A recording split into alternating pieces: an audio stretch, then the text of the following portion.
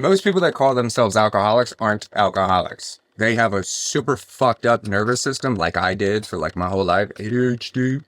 And alcohol has become a processing tool or a nervous system regulation unit that they've practiced utilizing. It became a staple in how they ignore what needs their attention. The crazy part is I've worked with thousands of people. Almost every single one of them had called themselves an alcoholic because they drink every day, because they have a high tolerance, because they like alcohol a lot, because they've been drinking their whole life, because they can't imagine their life without alcohol. Everyone told them that they were an alcoholic. They've seen all the movies, they've read the books, they've done many Google searches, they've seen all the social media content, and the only thing that motherfuckers want to talk about is how fucked up you are because of the amount of alcohol you consume. You consume more than this, you're an alcoholic. Not fucking true. You're not an alcoholic because of the amount of alcohol that you drink. But here's what's really important. Those with dysregulated nervous systems, which is another way of saying those that don't embody the physiological practices that regulate how they feel, are always, regardless if it's alcohol, going to gravitate towards any form of escape.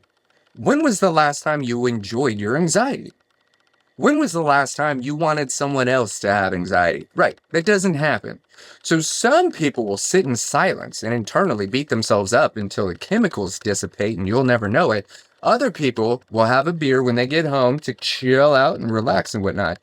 We have to understand that we're all equally human, which means we're all secretly or very consciously seeking the same exact thing. Peace. We're only seeking peace. The only thing we want is a feeling. So when I'm working with people and we're in a very deep conversation and we haven't mentioned alcohol more than one time, I ask them, I go like, hey, during this whole conversation, have you thought about like this conversation would go better if you were drinking? Have you already planned your drink when we end this call? Have you thought about drinking once since we've been talking about your hopes and your dreams, your aspirations, dude, what you've done, what your family looks like? When was the last time in this conversation that you actually craved a drink? They always say, never. I didn't. I wouldn't. Why? Not even once. Do you want to know why? It's because they're safe. Because they know they're not being judged. Because they know that they're not alone. They know that they're not so unique that there needs to be some crazy scientific development that's going to figure out what's wrong with them. Dude, when you are here, when your system is regulated, or you're around people whose systems are regulated, there's no reason to escape.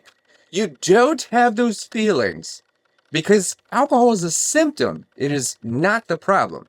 So if you can take care of yourself, if you can create a regimen, if you can create some type of commitment, and start regulating your nervous system regardless of your environment, I promise you, your thoughts and your desires to consume alcohol are going to go away.